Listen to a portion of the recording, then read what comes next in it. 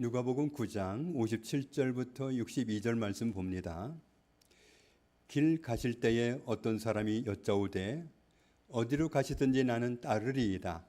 예수께서 이르시되 여우도 굴이 있고 공중에 새도 집이 있으되 인자는 머리 둘 곳이 없도다 하시고 또 다른 사람에게 나를 따르라 하시니 그가 이르되 나로 먼저 가서 내 아버지를 장사하게 허락하옵소서. 이르시되 죽은 자들로 자기의 죽은 자들을 장사하게 하고 너는 가서 하나님의 나라를 전파하라 하시고 또 다른 사람이 이르되 주여 내가 주를 따르겠나이다마는 나로 먼저 내 가족을 작별하게 허락하소서. 예수께서 이르시되 손에 쟁기를 잡고 뒤를 돌아보는 자는 하나님의 나라에 합당하지 아니하니라 하시니라. 아멘. 59절 말씀부터 다시 보면 예수님이 어떤 사람에게 나를 따르라 하셨을 때 돌아가신 부친을 장사하고 올 시간을 달라고 했습니다. 우리나라였다면 장례식 하는데 3일장 되기도 하고 길면 5일장 되기도 하는데 그 정도야 다녀오라고 못할 이유가 없습니다. 그런데 이스라엘에서 그 당시의 문화는 1년을 기다려 달라는 말이 되었기 때문에 예수님이 그 사람의 말을 합당하게 여기지 않으셨습니다. 예수님은 또 다른 사람에게 나를 따르라 하셨을 때 이 사람은 자기 가족들과 작별하고 올 시간을 달라고 했습니다. 우리나라였다면 며칠 기다려줄 수 있는 얘기이지만 그 당시 이스라엘 문화 속에서 보면 이 사람은 집안 사람이 허락해주면 오겠다는 말이 되었기 때문에 그가 작별하고 오겠다는 말은 그것은 변명이었습니다. 그래서 오늘 본문 속에 나오는 두 사람 모두 예수님께 합당한 대답을 하지 못했습니다. 예수님께서 형제들이었던 베드로와 안드레를 부르시는 장면을 보면 이 사람들은 달랐습니다. 예수님께서 나를 따라오라 하셨을 때 이 사람들은 곧 예수님을 따랐습니다. 베드로가 예수님의 부르심을 받았을 때 즉각적으로 따랐던 이유를 짐작하게 하는 사건이 있었습니다. 예수님이 어느 날 너희는 나를 누구라 하느냐 물으셨는데 그때 베드로가 이렇게 대답을 합니다. 우리말로 쉽게 번역하면 이렇습니다. 주인님은 하나님의 보내심을 받고 우리를 구원하러 오신 구세주이시며 살아계신 하나님의 아들이십니다. 주인님은, 주는 하는 말이 주인님이란 말을 줄여서 한 말이기 때문에 주인님은 하나님의 보내심을 받고 우리를 구원하러 오신 구세주이십니다. 그리고 살아계신 하나님의 아들입니다. 이렇게 대답을 했습니다. 베드로는 예수님을 자기의 주인으로 발견했기 때문에 예수님이 부르실 때 주저함 없이 모든 것을 버리고서 예수님을 즉각 따라 나섰던 겁니다. 하나님을 섬기는 우리 신앙의 핵심은 예수님을 나의 주인으로 발견하고 주인으로 섬기는 겁니다. 실제로 예수님은 만물을 창조하신 하나님이십니다. 지어진 존재, 창조된 존재 가운데 예수님이 짓지도 않았는데 예수님이 창조하지도 않았는데 존재하는 것은 이 세상에 아무것도 없습니다. 예수님은 세상에 있는 모든 것을 지으신 분이십니다. 그래서 예수님이 2000년 전에 이 세상에 오셨을 때 그 사건은 무슨 사건이 되느냐 하면 모든 사람 입장에서 보면 자기 주인이 오신 겁니다. 그럼에도 불구하고 사람들이 자기 주인을 알아보지 못하고 그래서 알아보지 못하다 보니까 나의 주인으로 발견했으면 덥석 붙잡을 텐데 붙잡지도 않고 그리고 전혀 예수님을 자기와 상관없는 분으로 그렇게 무시하는 사람들이 대부분이었습니다. 그러나 그런 상황 속에서도 예수님을 죄인으로 발견하고 붙잡은 사람들은 하나님의 자녀라는 신분을 즉각적으로 얻었습니다. 예수님은 우리의 죄인으로서 우리를 구원하러 오셨는데 우리를 구원하기 위해서 자신을 희생하는 큰 대가를 지불하시는 고난을 당하실 것을 미리 말씀해 주셨습니다. 고난을 당하시고 죽임을 당하실 것이며 그러나 그것으로 끝나는 게 아니라 3일 만에 다시 살아나게 된다고 알려주셨습니다. 예수님은 애초부터 어떤 목적을 갖고 오셨는지 하나님의 말씀은 우리에게 분명하게 알려줍니다. 우리를 하나님 앞에 나아갈 수 없도록 우리를 붙잡아 매고 있는 우리를 올가매는 내가 지은 죄, 그 죄를 우리에게서 끊어내시고 우리를 죄로부터 해방시켜 주시려고 오셨습니다. 예수님을 자기의 죄인으로 발견했기 때문에 베드로는 예수님을 즉각적으로 따라 나섰던 겁니다. 예수님의 제자들이 한결같이 그렇기 때문에 모든 것을 버리고 예수님을 따랐던 겁니다. 지난주에도 우리가 말씀을 보았지만 세무서에서 근무하는 사람들도 세무서에 근무하는 자체로 자기 동족들한테는 미움을 받았어도 경제적으로 풍족한 삶을 살아갈 수 있는 그런 위치에 있었음에도 불구하고 세리 마태 같은 경우에도 예수님이 나를 따르라 하셨을 때 모든 직업을 다 버려버리고 즉각적으로 예수님을 따라 나섰습니다. 그런데 이렇게 즉각적으로 예수님을 따랐던 예수님의 제자들조차도 예수님이 십자가에서 죽어주시는 방법으로 구원해 주실 거라는 사실을 아무도 믿지 않았습니다. 그래서 예수님이 죄인들을 의인 만들어 주시기 위해서 죄인들을 위해서 죽으셔야만 한다는 사실을 말씀하셨을 때 베드로는 이 사실을 용납할 수 없었습니다. 왜냐하면 그 당시 모든 사람들은 죽음은 끝이라고 생각을 했습니다. 예수님도 죽으면 끝이라고 생각했기 때문에 예수님이 내가 너희를 살리기 위해서 죽는다 이 말씀을 하셨을 때 그 말씀을 용납하지 못했습니다. 3일 만에 다시 살아나신다고 분명히 말씀을 하셨어도 이 뒷말은 들리지도 않았습니다. 죽음은 끝이라고 생각했기 때문입니다. 다른 제자들도 마찬가지였습니다. 예수님이 십자가에 죽으셨을 때 모든 제자들은 절망에 빠졌습니다.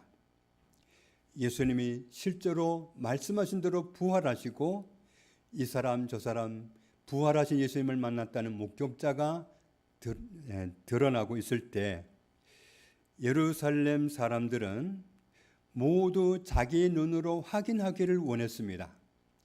다른 사람이 말하는 걸 도무지 믿지 못하고 나 오늘 부활하신 예수님을 만났어 아무리 말을 해도 이 사람 말하고 저 사람 말해도 흥분해서 말해도 그렇다면 나도 내가 확인하고 싶어.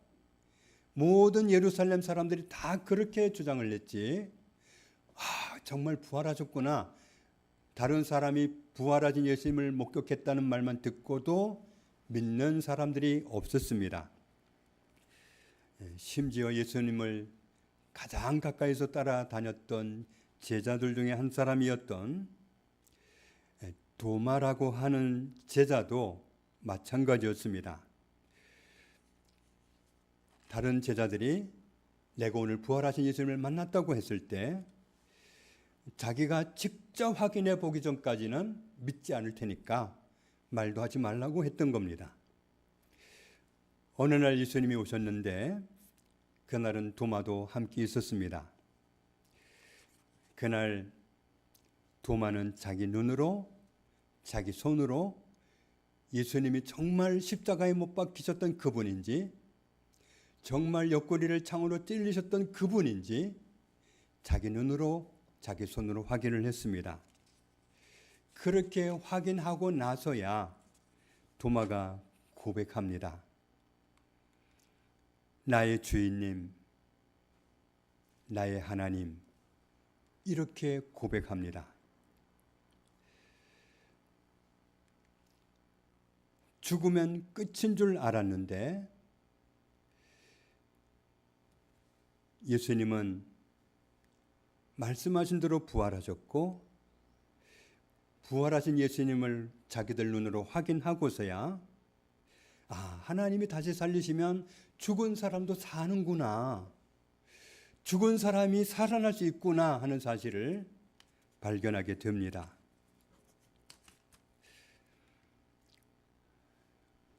조만간 때가 되면 우리를 하나님 나라에 데려가시기 위해서 예수님은 다시 오십니다. 하나님 나라에 실제로 들어가는 사람이 많지 않다는 것은 매우 충격적인 말씀입니다. 하나님 나라에 들어가고자 할 때 하나님 나라의 주인님이 허락해 주셔야 들어갈 수 있습니다. 하나님 나라의 주인이 나를 향해서 말씀하시기를 나는 너를 모른다고 말씀하시면 끝장입니다. 내가 아무리 주인님을 안다고 우겨봐야 혹시라도 주인님이 내가 주인님을 주인으로 섬기는 삶을 살지 않았기 때문에 나는 너를 모르겠다고 말씀하시면 그러면 그야말로 나는 끝입니다. 하나님 나라에 들어가지 못하고 쫓겨나면 진짜 큰일입니다. 요한계시록에서 말씀을 보면 하나님 나라에 들어간 사람들이 세상에서 살 때 어떻게 산 사람들이 들어갔는지를 보여주는 말씀이 이 말씀입니다. 하나님 나라에 들어간 사람들은 자신을 더럽히지 않는 삶을 살았던 사람들이고, 어린 양처럼 되셔서 자신의 몸을 들여서 죄인들을 의인되게 하셔서 구원해 주신 예수님이 어디로 인도하든지 따라가는 삶을 살았던 사람들이 하나님 나라에 들어간다는 사실을 알 수 있습니다. 우리를 구원해 주신 그리스도를 나 자신의 주인님으로 삼고 거룩한 삶을 살고 소망 가득한 삶을 살면서 사람들의 질문에 답해 주면서 살라고 합니다. 사람들이 뭐라고 질문하느냐 하면, 아니 이 세상에 무슨 소망이 있습니까? 세상이 이 모양인데 도대체 무슨 소망이 있길래 당신 표정 속에는 소망이 가득합니까? 이 세상에 무슨 소망이 있길래 당신의 얼굴에는 소망이 그렇게 넘쳐나는 겁니까? 이런 질문을 들을 만한 삶을 살고, 그래서 실제로 이런 질문을 받게 되면 세상이 어떠하든지 내가 사람들로부터 억울한 대우를 받았고 부당한 대우를 받았다 할지라도 여전히 내 얼굴 속에는 소망이 가득해 가지고, 내가 당신의 삶을 아는데 당신 삶 속에 도대체 무슨 소망이 있을 게 있다고 당신 얼굴에 그렇게 소망이 가득하냐고 묻도록 그런 삶을 살다가 그 질문을 받았을 때 대답해 줄 말을 준비하면서 살아라. 그런데 내가 대답할 수 있는 그런 답을 준비해 가지고 살면서도 어떤 태도로 살아가느냐 하면 온유와 두려움으로 하라. 온유는 여유 있을 때 나오는 모습입니다. 다른 사람이 화를 돋구고 성질을 내고 그럴 때 부드럽게 말할 수 있다면 그건 여유인 데서 나옵니다. 내가 하나님 앞에 있고 하나님이 나를 아신다는 그 두둑한 배짱에서 나오는 온유함이 이 온유함입니다. 다른 사람이 나를 화를 돋구고 화를 내도록 몰아갈 때 똑같이 화를 내면 온유한 게 아닙니다. 내가 뒤집어져서 화를 낼 만한 상황인데 뒤집어지지 않고 온유할 수 있다는 것은, 그것은 내가 여유가 있다는 겁니다. 하나님이 나와 함께 계시고 하나님이 나를 아셔. 아무리 다른 사람이 나를 오해하고 나를 함정으로 몰아세는 억울한 말을 한다 해도 내가 온유함으로 대할 수 있는 것은 나와 함께 계신 하나님 나를 아신다는 그 여유인 데서 나오는 온유함인 겁니다. 그런데 또 한 가지 모습은 두려움으로 하라. 두려움은 나의 연약함을 인정하는 모습입니다. 나도 언제든지 넘어질 수 있다는 그런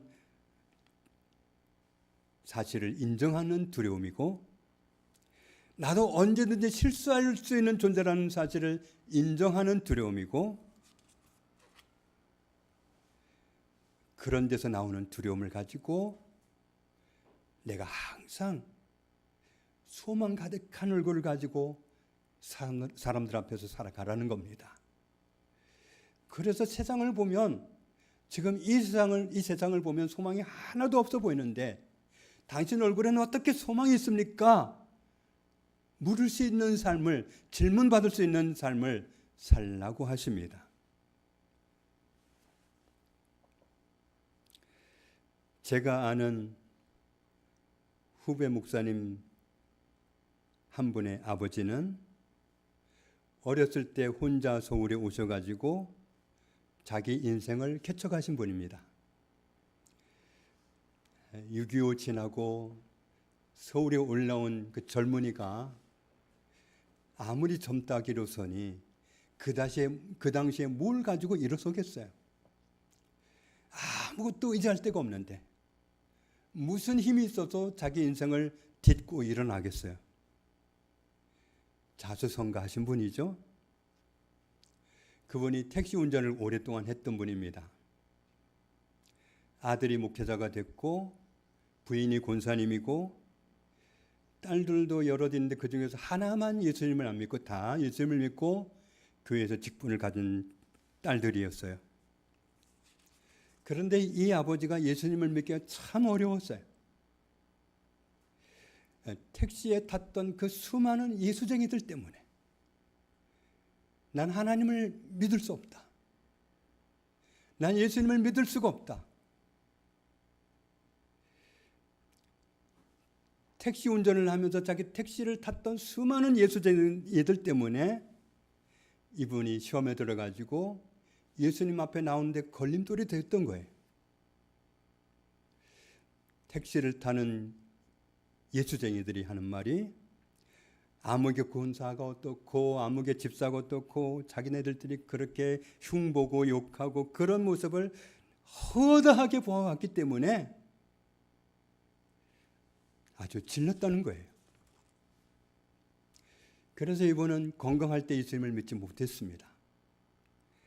돌아가실 때가 다 되어서 아무 기력이 없을 때 겨우 예수님을 믿고 돌아가셨어요. 인터넷에서 유명한 목사님 한 분, 박보영 목사님도 그랬다고 하잖아요. 그분은 목회자 자녀였는데 어릴 때부터 교회 안에서 싸움박질하는 교인들을 보면서 목사님한테 아무렇게나 하는 그런 교인들을 날마다 보면서 이분은 아주 결론을 내렸다는 거죠. 어릴 때부터 하나님은 없다. 예수님은 없다. 하나님이 진짜로 살아계시고 예수님이 진짜로 살아계시다면 저 인간들이 저렇게 살 리가 없다. 예수님이 안 계시니까 저 모양이지, 하나님이 안 계시니까 저 모양이지, 계시면 저럴 리가 없다. 그러므로 하나님은 안 계신다. 예수님은 없는 분이다. 그래서 그분은 젊어서부터 삐딱하게 살면서 오랜 세월을 방황했습니다. 그런 그분을 어느 날 하나님이 찾아오셔서 만나주셨어요. 이분 처음 질문이 그거예요. 하나님이 이렇게 살아계시는데 하나님, 그럼 그 사람들은 뭐예요? 처음 질문이 그거였대요.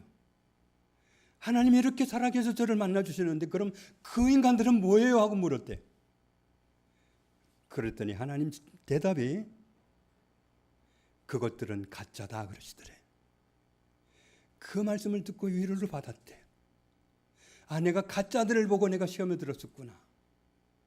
내가 가짜들을 보고 그렇게 오랜 세월을 방황했구나.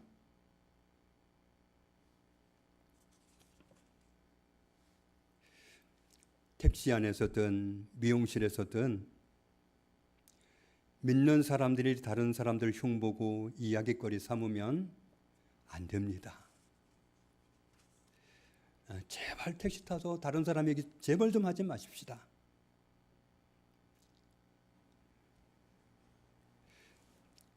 어느 날은 전조지 들고 나누어지면서 예수님 믿으라고 인사하던 사람이 또 어디에서 보니까 다른 사람을 흉보고 헐뜯고 그러면 보는 사람들이 얼마나 혼동스럽겠어요.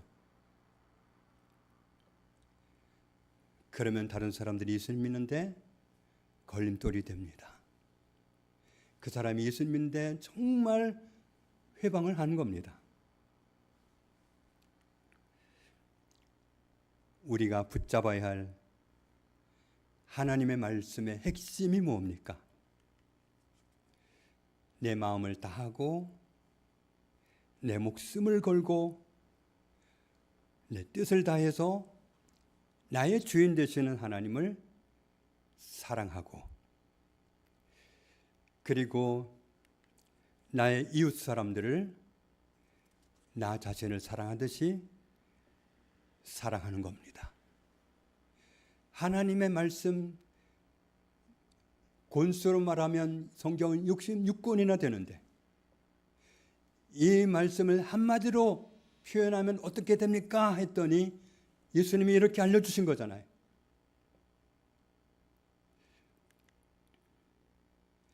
다른 사람을 사랑하면서 사는 사람은 성경에 나와 있는 모든 율법을 다 지킨 사람이 된다고 말씀하십니다. 구체적으로 말씀하기를 간음하지 말라, 살인하지 말라, 도둑질하지 말라, 탐내지 말라, 그리고 다른 계명들이 많이 있을지라도 내 이웃을 내 자신과 같이 사랑하라 하신 그 말씀 가운데 다 들어가 있는 거다. 간음하지 말라는 것도, 살인하지 말라는 것도, 도둑질하지 말라는 것도, 탐내지 말라 한 것도, 모든 계명은 다 내 이웃을 내 자신같이 사랑하라는 말씀이다.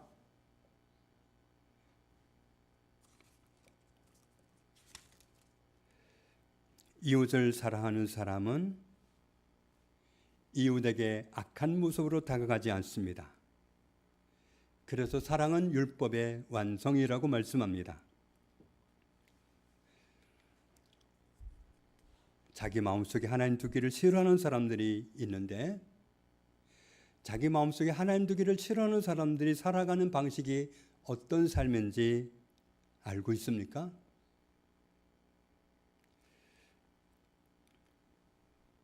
그런 사람들은 불의한 일을 하고 추악한 일을 하고 탐욕을 부리고 악의 일을 버리지 않고 시기하고 살인하고, 미움도 살인이라고 말씀하셨잖아요. 분쟁하고 사기치고 악독하고 수군수군하고 다른 사람 앞에서 수군수군하는 그 자체도 내 마음에 하나님 두기를 싫어하는 태도라는 거예요. 내 마음에 하나님 두기를 싫어하는 표현이라는 거예요. 사람 앞에서 내가 다른 어떤 사람을, 없는 사람을 수군수군하는 것은 내 마음에 하나님 두기를 싫어한다는 표현을 그렇게 하고 있다는 거예요. 내 마음에 하나님이 계신데 그게 사실이라면, 그리고 내가 수군수군하고 싶어하는 그 사람도 하나님이 사랑하는, 하나님이 아끼시는 사람이라는 사실을 인정한다면 수군수군이 안 돼야 정상입니다. 다른 사람 앞에서 누군가를 비방하는 사람도 자기 마음에 하나님 두기를 싫어하는 모습입니다. 이렇게 사는 삶을 버리지 않고 고수한다면 그런 사람은 하나님이 미워하는 사람, 능욕하는 사람, 능욕한다는 건 오만한 사람을 말합니다. 교만한 사람, 이런 사람이다. 왜냐하면 하나님이 사랑하는 사람을 내가 안 사랑하기 때문에 이 사람은 그런 사람이라는 겁니다. 자랑하는 사람이요, 악을 도모하는 사람이요, 부모를 거역하는 사람이요, 우매한 사람이요, 배약하는 사람이요. 배약한다는 건 약속을 깨는 사람을 말합니다. 무정한 사람이요, 무자비한 사람이다. 이렇게 사는 것을 하나님이 싫어한다는 사실을 알면서도 만나면 수군수군하고 만나면 흉보고 믿는 사람들은 안 그럴 것 같은데 그런단 말이죠. 얼마나 많은 예수쟁이들이 공적인 장소에서 다른 사람을 흉보고 말거리 삼고 얼마나 우리가 그렇게 하면서 살아갑니까? 이런 삶의 태도들은 내 마음에 하나님 두기를 싫어하는 태도라는 겁니다.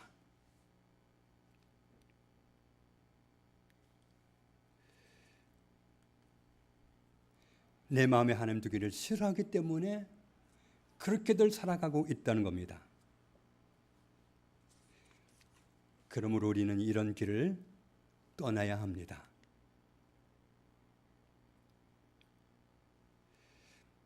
사랑하는 자들아, 우리가 서로 사랑하자.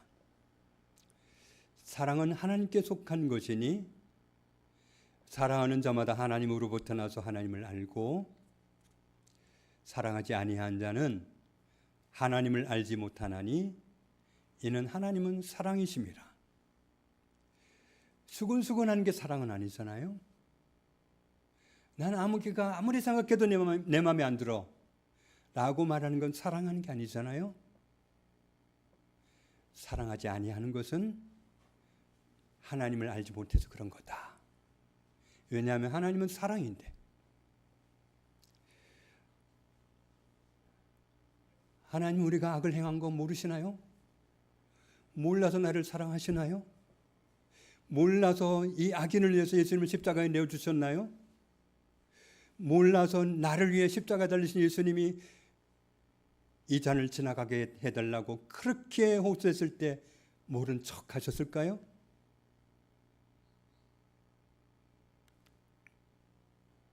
하나님의 사랑이 우리에게 이렇게 나타난 바 되었으니 하나님이 자기의 독생자를 세상에 보내심은 그로 말미암아 우리를 살리려 하심이라.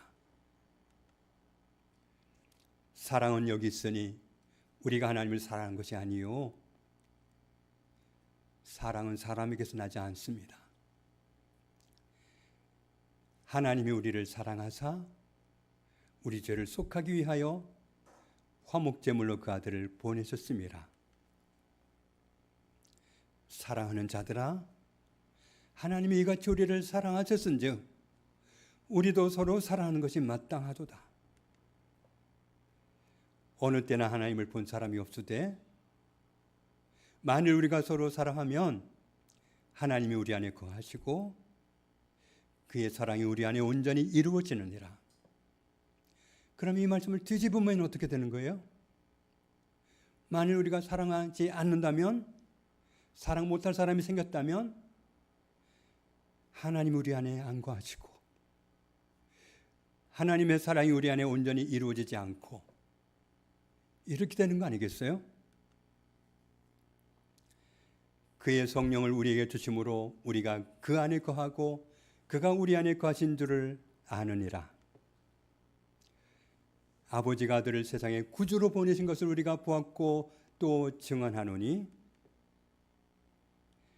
누구든지 예수를 하나님의 아들이라 시인하면 하나님이 그의 안에 거하시고 그도 하나님 안에 거하느니라. 같이 읽겠습니다. 하나님이 우리를 사랑하시는 사랑을 우리가 알고 믿었노니 하나님은 사랑이시라. 사랑 안에 거하는 자는 하나님 안에 거하고 하나님도 그의 안에 거하시느니라. 내가 다른 모든 사람을 대할 때 나는 사랑함으로 다가가야 됩니다. 그 외의 것은 아닙니다. 하나님이 내게 다가오실 때 사랑으로 다가오셨습니다. 사랑할 만해서, 사랑스러운 삶을 살아서? 아닙니다. 전혀 아닙니다. 끌어안을 수 없는 정말 추악한 인간이었지만 그럼에도 불구하고 우리를 사랑하심으로 우리에게 사랑으로 다가오셨습니다. 우리가 그런 사랑을 입었기 때문에 우리에게 부탁하시는 겁니다. 너도 이렇게 해다오.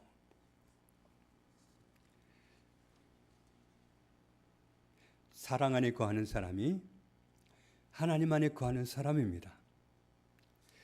우리가 사랑 안에 거할 때 하나님이 우리 안에 거하시게 됩니다. 이로써 사랑이 우리에게 온전히 이루어진 것은 우리로 심판날에 담대함을 가지게 하려 함이니 주께서 그러하신 것 같이 우리도 이 세상에서 그러하니라. 주님이 우리에게 당부하신 말씀이 성경에 많은 말씀이 있는 것 같아도 짜보니까 압축되는 말씀이 뭐예요? 모든 것을 다해서 하나님을 사랑하라. 그리고 너의 이웃을 너 자신처럼 사랑하라. 이 말씀이었어요. 이렇게 사랑하라 하신 그 말씀을 가지고 살아갈 때 언제든지 하나님 앞에서 내가 담대하다. 앞으로 조만간에 세상이 끝날 텐데, 그때 예수님이 오실 때, 그때 심판자로 오실 텐데 두려움이 없다. 사랑하라고 하신 그 사람을 내가 사랑하고 살았기 때문에. 그런데 사랑하라고 맡기신 사람들을 사랑하지 않았다면 그날이 가까이 올수록 두려운 겁니다. 사랑 안에 두려움이 없고 온전한 사랑이 두려움을 내쫓나니 두려움에는 형벌이 있습니다. 두려워하는 자는 사랑 안에서 온전히 이루지 못하였느니라. 하나님을 만날 시간이 임박해지는데 두렵다. 어느 날 갑자기 질병을 앓게 돼서 이 세상을 떠나게 됐는데 두렵다. 아니면 주님 오실 때가 임박했는데 두렵다. 사랑하지 않고 살았을 때 그렇게 됩니다. 우리가 사랑함은 그가 먼저 우리를 사랑하셨습니다. 내가 하나님을 사랑했더니 하나님 나를 사랑한 게 아니고, 내가 예수님을 사랑했더니 예수님이 나를 사랑해 주신 것이 아니고, 예수님이 나를 먼저 사랑하셨습니다. 하나님이 나를 먼저 사랑하셨습니다. 같이 읽습니다. 누구든지 하나님을 사랑하노라 하고 그 형제를 미워하면 이는 거짓말하는 자니 보는 바 그 형제를 사랑하지 아니하는 자는 보지 못하는 바 하나님을 사랑할 수 없느니라. 이웃 사람을 사랑하는 사람이 하나님을 사랑하는 사람입니다. 하나님을 사랑하는 사람은 이웃 사람을 사랑하게 돼 있다는 겁니다. 나는요 하나님은 사랑하는데 저 인간은 도무지 못 사랑하겠어요. 그건 하나님을 사랑하지 않는 사람의 태도라는 겁니다. 우리가 이 계명을 주께 받았나니 하나님을 사랑하는 자는 또한 그 형제를 사랑할지니라. 하나님의 계명은 이겁니다. 끝까지 들어야 됩니다. 하나님을 사랑하는 사람은 또한 그 형제를 사랑할지니라. 우리가 우리 인생 마치고 나면 하나님 앞에서 우리 인생을 결산하게 될 텐데 우리 인생에 남는 것은 사랑한 것만 남습니다. 다른 건 아무것도 안 남습니다. 업적 안 남습니다. 사랑하고 산 것만 남습니다. 나만 사랑하면 됩니까? 아닙니다. 내 효력만 사랑하면 됩니까? 아닙니다.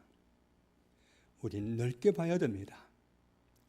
나를 지으신 하나님이 모든 사람을 지으셨다는 사실을 인정한다면 하나님이신 예수님이 사람 몸을 입고 이 세상에 오신 이유가 세상 모든 사람을 구원하기 위해서 그렇게 하신 거고, 모든 사람을 다 똑같이 구원하시기 위해서 값을 지불한 사실을 인정한다면 우리는 사랑의 범위를 넓혀야 됩니다. 예수님은 나의 죄를 해결하기 위해서도 오셨지만 온 세상 사람들, 모든 사람의 죄를 해결하기 위해서 오셨습니다. 모든 사람을 다 사랑하기 때문에. 이 세상에 살고 있는 모든 사람은 그리스도께서 위해서 죽으셨던 형제입니다. 그러니 그리스도께 얼마나 소중한 존재겠어요. 물론 그 사람이 나한테 잘못할 수도 있죠.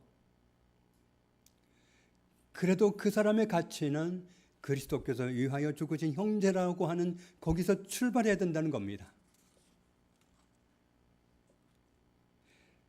혈육으로 맺어진 사람만 형제가 아닙니다.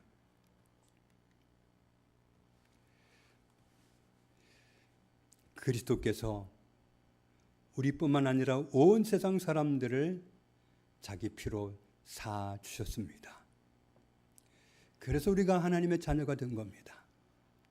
그래서 우리가 하나님의 나라 백성이 된 겁니다. 똑같은 피로 사셨습니다. 우리는 예수님의 피로 다 한 가족이 되었습니다. 그 피로 사주셨기 때문에, 똑같은 피로 사주셨기 때문에, 어떤 사람은 돼지 피로 사신 게 아니라 똑같이 예수님의 피로 모든 사람을 죄에서 사주셨기 때문에, 그래가지고 하나님께 들으셨기 때문에 모든 사람은 우리가 사랑해야 되는 대상입니다. 그리스도께서 자기 피로 사주신 모든 사람은 우리가 사랑해야 되는 우리의 이웃입니다. 그러므로 교회 안에서 다투는 거, 이웃과 다투는 것은 형제와 다투는 겁니다. 우리가 누구 앞에서 아무개를 수근수근 하는 것은 형제를 수근수근 하는 겁니다. 그런데 웬만하면 자기 친형제를 수근수근 하지는 않던데요.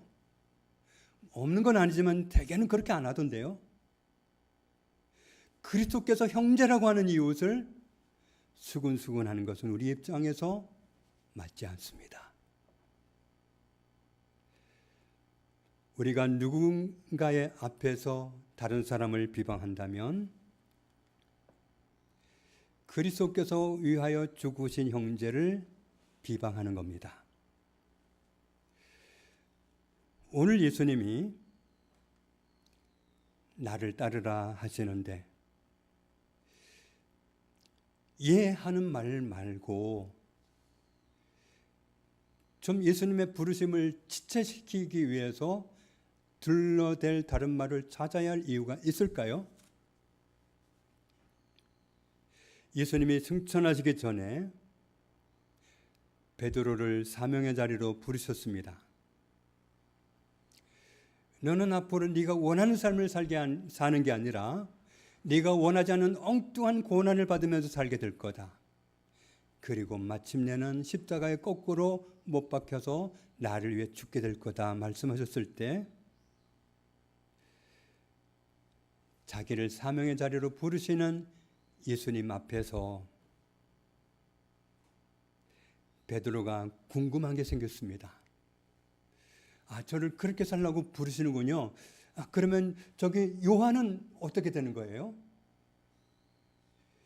요한한테는 무슨 사명을 주실 건데요?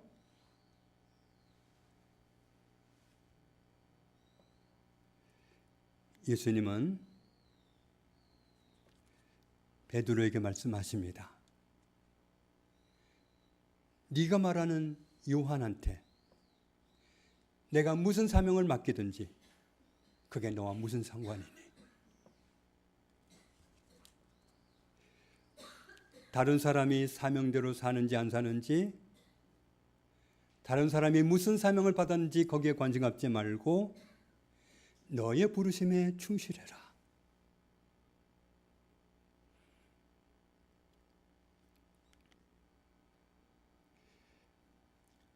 우리의 굉장한 믿음에 사랑이 없으면 가짜가 됩니다. 굉장한 은사가 있어서 많은 사람에게 유익을 끼친다고 할지라도 사랑이 없으면 가짜가 됩니다. 아무것도 아닌 존재라고 말씀합니다. 많은 사람에게 선한 영향력을 끼치고 감동을 주고 산다고 할지라도 사랑이 없으면 가짜가 됩니다. 사랑은 급하지 않습니다. 오래 참아줍니다. 다른 말로 오래 기다려줍니다. 하나님이 은혜 주시면, 하나님이 역사하시면 모든 사람은 변화될 수밖에 없다는 사실을 알기 때문에 하나님이 은혜 베풀어 주시기를 기도할 뿐이지 하나님이 역사하실 때까지 오래 기다려줍니다. 사랑은 온유합니다. 사랑은 거칠지 않다는 겁니다. 사랑은 싸납지 않다는 겁니다. 사랑은 시기하지 않습니다. 사랑은 자랑하지 않습니다. 내가 꿈에 뭘 보았다고 자랑하지 않습니다. 내가 특별한 음성을 들었다고 자랑하지 않습니다. 내가 좀 나은 것 같다고 교만하지 않습니다. 다른 사람은 문제 삼지도 말라고 주님이 당부하셨습니다. 내가 하나님을 잘 따르는 것이 가장 중요한 문제입니다. 다른 사람이 못하는 거, 다른 형제가 못하는 거, 그건 기도 제목입니다. 그건 흉거리도 아니고 수근수근 제목거리가 아니라 기도 제목입니다. 혹시라도 그 사람이 그렇게 끝내 살다가 가짜가 돼가지고 하나님 앞에 서면 그 사람은 어떻게 될 거예요? 그 사람의 장래까지 바라보면서 그를 위해서 기도해 줄 수 있어야 되고 축복해 줄 수 있어야 됩니다. 마지막 날 가짜가 되어가지고는 하나님 앞에 못 선다는 거 정말 우리가 인정한다면 그 사람을 위해서 기도해 주는 게 사랑하는 겁니다. 그 사람을 견뎌주는 게 사랑하는 겁니다. 우리 너무 급해서 내가 하려고 그래. 야, 똑바로 해. 내가 바로 잡아주겠다고 싸움박질하는 건 사랑이 아닙니다. 하나님이 하실 수 있는 일을 왜 내가 하겠다고 다툽니까? 그건 교만한 겁니다. 무례히 행하지 않는 게 사랑입니다. 자기의 유익을 구하지 않는 게 사랑입니다. 썩내지 않는 것이 사랑입니다. 목소리 높이지 않는 게 사랑입니다. 악한 것을 생각하지 않는 것이 사랑입니다. 다른 사람을 부정적으로 생각하는 건 악하게 생각하는 겁니다.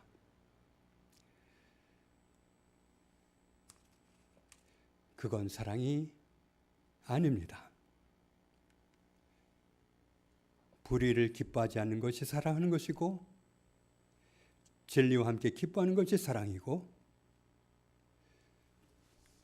모든 것을 참아주는 것이 사랑입니다. 자녀가 좀 못해도 참아주는 게 사랑이에요. 자녀가 할 수 있을 때까지 기다려주는 게 사랑이에요. 자녀의 눈높이가 어떻게 내 눈높이하고 똑같을 수 있어요? 기다려줘야죠. 기다려주는 게 사랑이에요.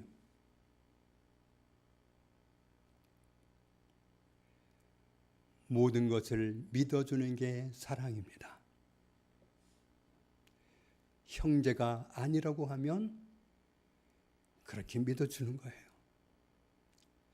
형제가 기다고 하면 그렇게 믿어주는 거예요. 그게 문제거리입니까? 하나님이 그 사람을 변화시킬 수 있어요. 하나님이 일하시면 돼요. 그런데 내가 일하면 이게 달라지더라고요. 내가 좀 어떻게 해보려고 하면 그게 안 되더라고요.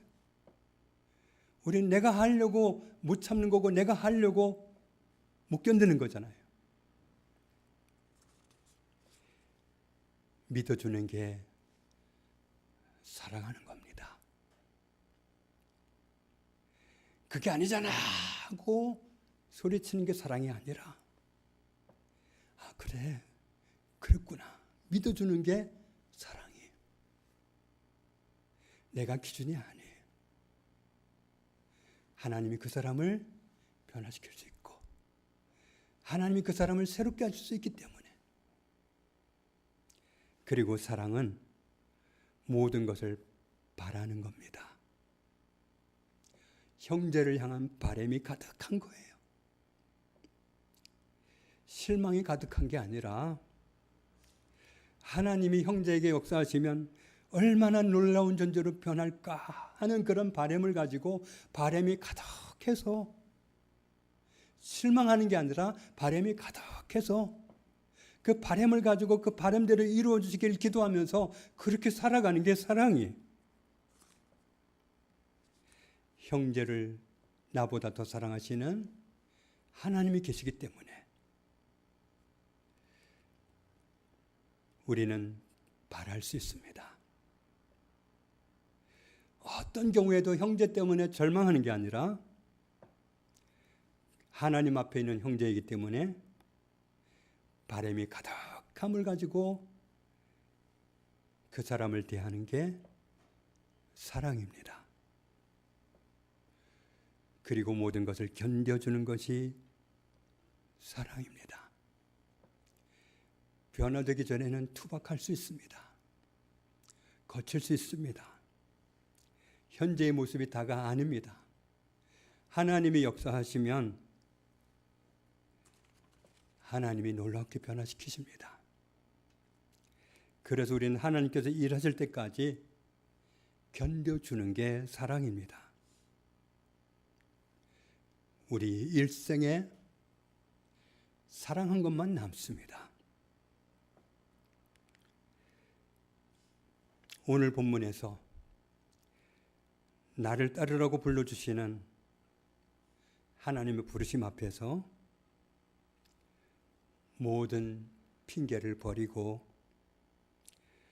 하나님을 사랑하고 하나님이 사랑하라고 붙여주신 이웃을 사랑하는 삶을 기꺼이 살아가는 저와 여러분이 되기를 주님의 이름으로 축복합니다. 하나님 아버지, 사랑할 수 없는 나를 사랑해 주셔서 이 자리에 있습니다. 못된 놈이라고 때리셨다면 진즉에 없어졌을 터인데 용납 못할 나를 살려주시려고 예수님을 십자가에 대신 내어주시고 나를 참아주신 때문에 내가 살았습니다. 나뿐만 아니라 내 주변의 모든 사람이 그 사랑받고 살았습니다. 나를 변화시키시는 주님이 우리 이웃 사람도 변화시킬 겁니다. 분명한 것은 나를 사랑하신 하나님이 내 주변에 있는 모든 사람을 사랑하시기 때문에 내가 너에게 당부한다. 하나님을 사랑하고 너의 이웃을 너 자신처럼 사랑해다오. 부탁하신 말씀대로 살아가기 원합니다. 이 말씀으로 나를 따르라 하시는 부름으로 불러주셨사오니 하나님이 불러주신 그 부르심의 자리에 항상 서서 하나님을 사랑하며 이웃을 사랑하며 그렇게 살아갈 수 있는 저희들이 되게 하여 주옵소서. 다른 사람이 어떻게 하는 것 문제 삼지 않고 다만 하나님이 나에게 맡겨주신 그 부르심에 충실하면서 하나님을 기쁘시게 하는 그런 모습으로 살아갈 수 있는 저희들 다 되게 하여 주옵소서. 예수님의 이름으로 기도합니다. 아멘.